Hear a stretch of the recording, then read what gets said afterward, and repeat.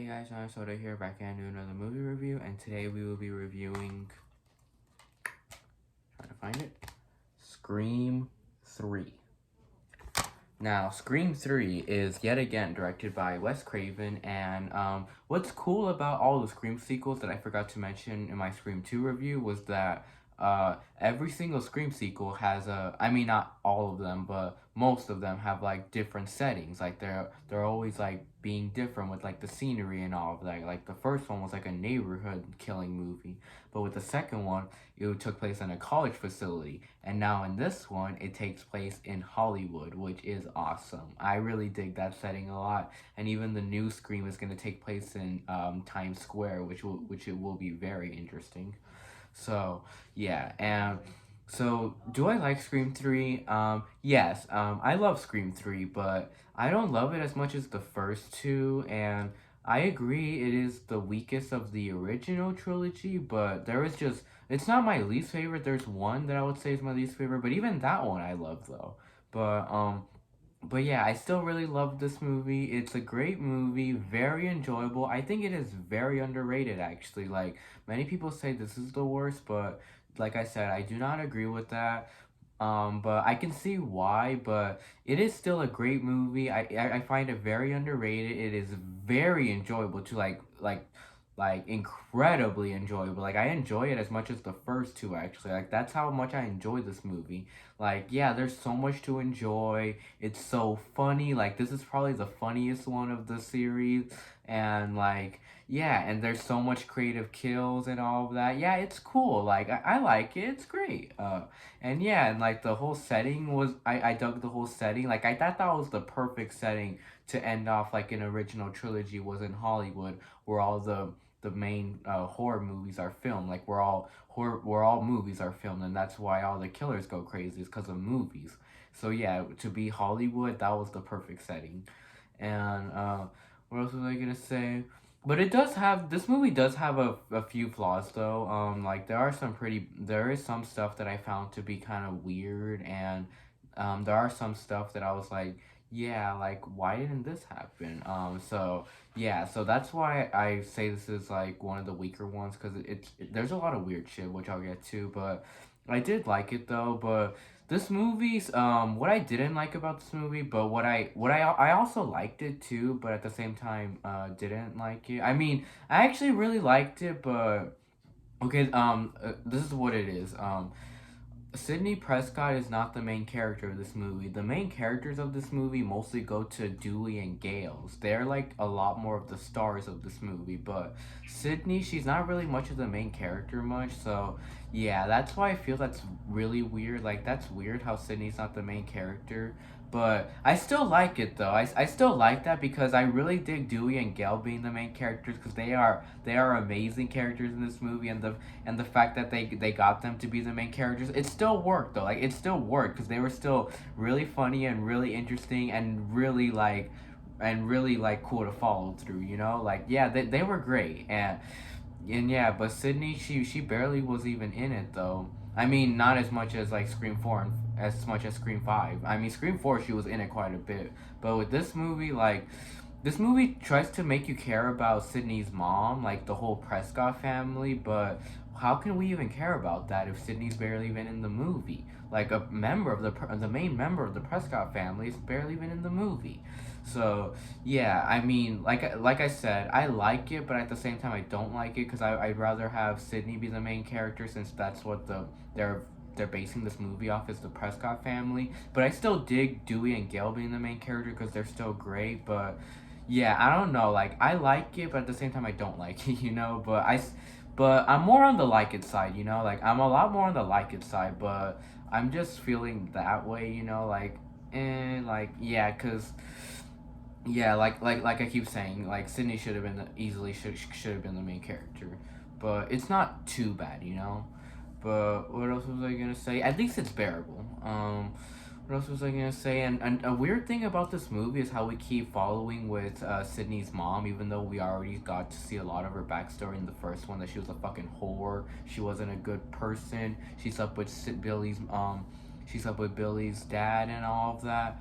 We didn't need to see a lot more. I mean, we kind of I mean, many people aren't even interested in her because she's not a good person at all. She's what started all of this.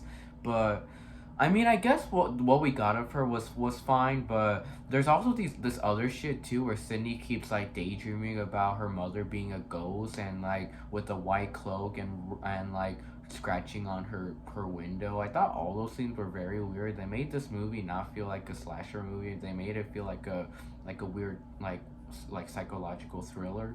So yeah, those parts were weird when we got Sydney's mom scratching on Sydney's window. Yeah, I didn't really dig those parts, but what was I gonna say? But I guess Sydney's mom's story was kind of interesting, seeing how she was a Hollywood star from when she was 19 years old and she was going by a different name, and they have like hidden files of her, and she's really close with the new killer in this movie. What was I gonna say? And oh yeah, if you guys haven't seen this movie already, I will get into a lot of major spoilers in this review, so please leave this review. Like, yes, leave this review if you haven't seen it. But I'm sure most people have already seen every single Scream movie. But the thing is, the thing that surprised me the most in this movie is how Sydney actually had a brother in this movie, a half brother from Sydney's mom, and then we got to see how that was forming off. I thought that was pretty interesting actually. Yeah, but like I said, since we were all up on Sydney's mom, Sydney should have been the main character. But what was I gonna say? She barely has any screen time throughout the whole movie. Sydney's literally just on her computer or just like on a mic or something, and she's literally just talking to random people. And she's just like on a computer. That's literally her whole character is just on a computer, and we don't really get to see her shining till the end of the movie.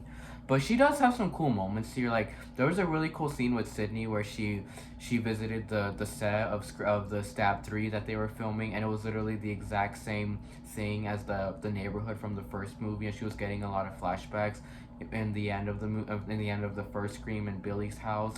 She was getting a lot of flashbacks of her house, like she saw her house and she was getting flashbacks of when Billy would go over and all of that. And yeah, that was a pretty emotional scene actually. Like that was like a really good scene with Sydney, and she was even hearing her mom's voice too, and even the killer was disguised as the mom in a bloody like a bloody blanket or whatever, like a bloody bag, which that was a pretty scary scene actually, and the killer even going after her in that scene was pretty suspenseful. So yeah, that was a great scene in the movie, like very emotional. What was I gonna say? But Sydney doesn't have much emotional scenes like that until towards the end and that scene. What else was I gonna say?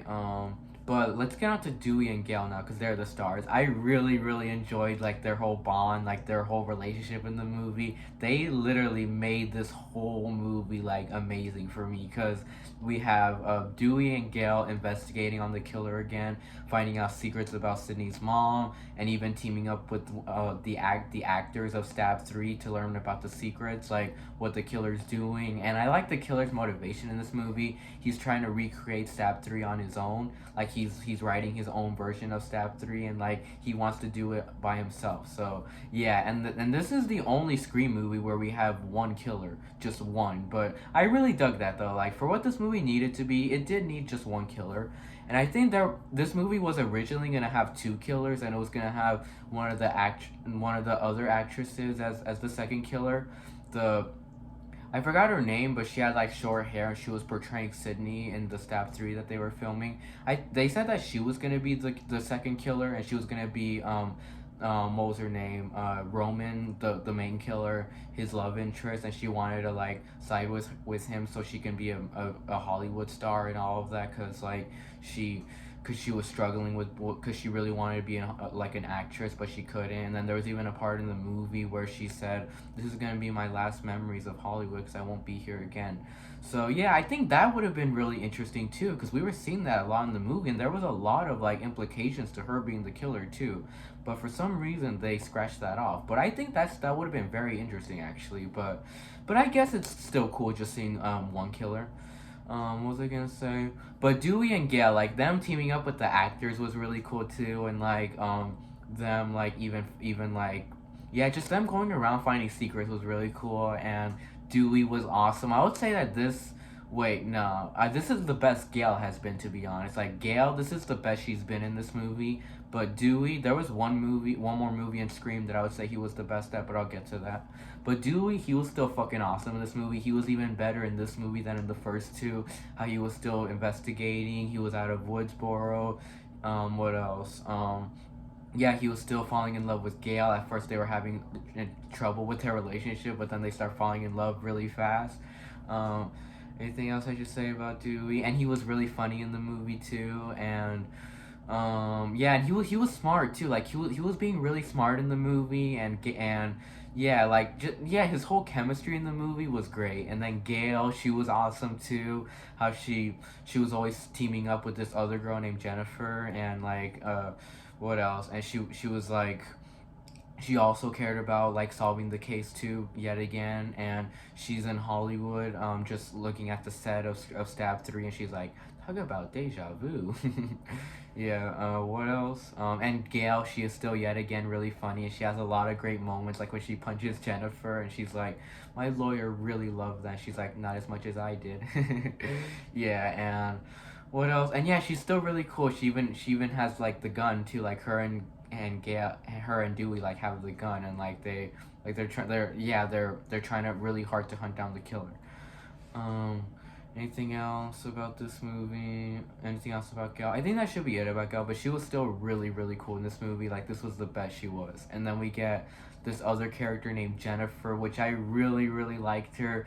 Some people didn't like her because they thought she was annoying, but I didn't think she was annoying. I mean, that was the point of her, was to just be like an annoying, like, character, like some annoying, like, brat character, which I thought she was super funny because of that. She was hilarious. She had a lot of funny moments in the movie. She was super helpful too. She was even like having a great friendship bond with Gail. Like she was even playing Gail in Stab 3.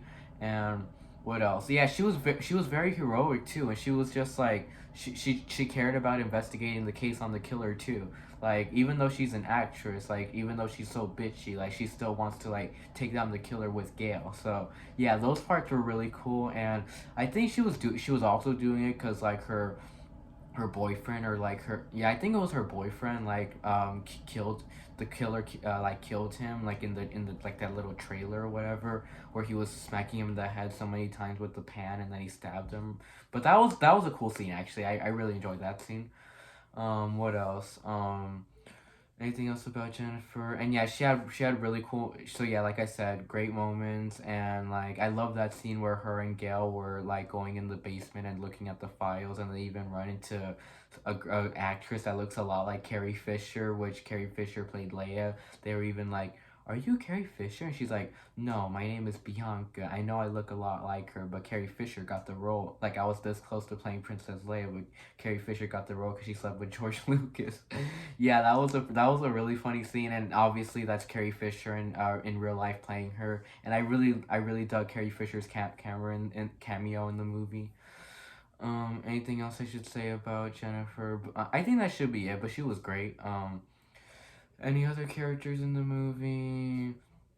Were there any other characters in the movie? Oh yeah, there was Cotton, but Cotton only like he was only in it for the first 10 minutes. And let's talk about a lot of the scenes that I liked in this movie. I liked the opening, but I felt like it was a little rushed. Like it was a little bit rushed because the first two took time with their openings, and like they made it suspenseful, and they made like with the first one they made it incredibly suspenseful and made it long for the opening with Casey. And then in the second one, they had the theater, which it was taking its time because we were getting to know this couple, and they were even like making us laugh too. But with this, it literally just goes straight to it because it literally starts with Cotton getting a call from like the killer, and then he's like, "I have your I'm seeing your girlfriend right now. She's beautiful," and he's gonna kill her. And then Cotton literally goes straight there, and then he tries to save her, but she thinks that Cotton was the one that was trying to kill her, and then she even knocks him out with a club, and then the killer kills her, and then he kills Cotton. He was like, "You were supposed to tell me where Sidney Prescott was, and now you're gonna die. You lose, Cotton." And then he killed him. So yeah, cool opening, but just a little bit rushed. What was I gonna say? Oh yeah, and the killer in this movie, I really liked the whole voice changer thing he had, like where he was able to he was not only just talking like the killer, but he was also talking like everybody else. Like he had everyone's voice. He had Gail's voice, Dewey's voice. He had he had, I think he had Sydney's voice too. Like he literally had everyone's voice in the voice recorder, and that was really cool too. And I really like that scene too where we saw Randy, like Randy's sister. She said that she showed the whole gang like a little tape that Randy left for them, and he said if the killer could ever come back, then like it's like the end of a trilogy. Like he's talking about a trilogy that usually in the third one the killer ends up being like a monster, like he becomes like a big monster, and that's basically what he was in the movie with the whole voice changer thing, and the fact that he always has a bulletproof vest too. And what else? And I really like that scene too. That scene was really funny too, where he was saying that he slept with this one girl, and then Dewey was like, "Really?" And he's like, "Yeah." And he's like, "Oh, shut up." Yeah, it's like the he was talking to him through the tape. That was really funny. Anything else I should talk about? And if you guys hear sirens in the background, please pardon that. Yeah, I can't control I don't control the police. What else was I gonna say? What else was I gonna say? Any other scenes in the movie? Any other kills that I liked in the movie? Oh yeah, and I also like that scene where the house blew up. That was a pretty impressive scene where the guy was like the actor of Dewey was reading the next page of the script, and he's like he hear the flames or whatever, and then like he burns with the house, which was a pretty dark scene. Um, Anything else I should say about this movie? Oh yeah, and I also really like that one kill where with this one girl who she was just around the studio, and then the killer like kills her, and he's hiding, and like there's like all these hangers of like the suit, like the ghost face suit, and then he goes after her, like he goes after her, but you don't even know which one is really him, and then he goes after her, and she's trying to attack him, but she's trying to attack him with the props, but they're all so fake. Which that was a great kill where he punched her and she went through the window, and then he was stabbing her. Great kill. Anything else I should say about this? Any other kills in this movie? Any other kills in this movie that I liked? Anything else? I don't think there was any other kills to the end, but let's talk about the ending now, which I really, really enjoyed the ending in the mansion, in Roman's mansion, and when he was like killing everybody, like he was killing all the actors, like he threw this one guy out of the balcony. He stabbed the actress of Sydney, and then like what else? Like he basically killed everybody in there. It was supposed to be a party for him, but he literally killed everybody there, and then he even was trying to trap Gail and Dewey, and he sent a trap for Sydney to come in, and he held them hostage. Anything else? Oh yeah, there was another character too. He was a detective or something like that. I think his name was Matthew or something like that. I forgot his name, but he was really cool too. He was even played by this one guy that I saw him in a bunch of movies, but I can't remember his name though. But that guy was cool though, how he was helpful. He was trying really hard to take care of Sydney. He was even keeping her in the police station. Like he wanted nothing bad to happen to Sydney, and he was trying to be helpful. Like he was trying to be a good cop. And yeah, he was cool, and then he was even helpful in the end too when he joined the party and he was trying to save Sydney, but then he got knocked out. Um, Anything else I should say? Anything else? And then there was this other guy too. He was like the owner of Hollywood. I don't think he was the owner of Hollywood, but he was like a huge deal of Hollywood, and he knew Sydney's mom, and he was even like he was the one that shut down Stab 3 and all of that. And he was ruining Roman's career, which that guy was a pretty bad guy. Not gonna lie, he was Roman's dad, but like he never even knew, and it's like. Yeah, that guy was bad, and he literally just got people their roles just because they slept with them, just because they slept with him. So yeah, he wasn't a good guy. I didn't like that guy. Anything else I should say?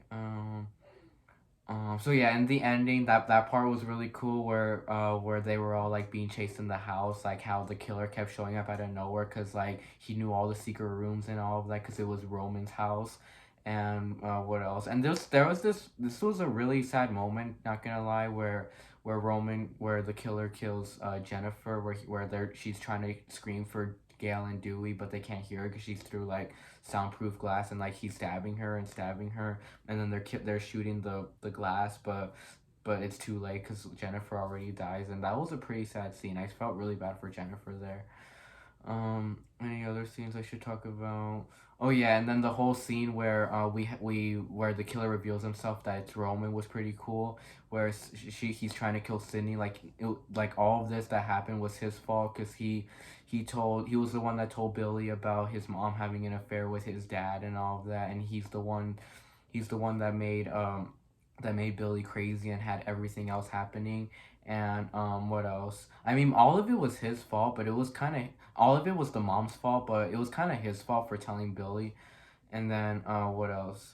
And then he all he wanted was a mom, Sydney's mom, like she had Roman, but she wanted to forget about that and start somewhere new.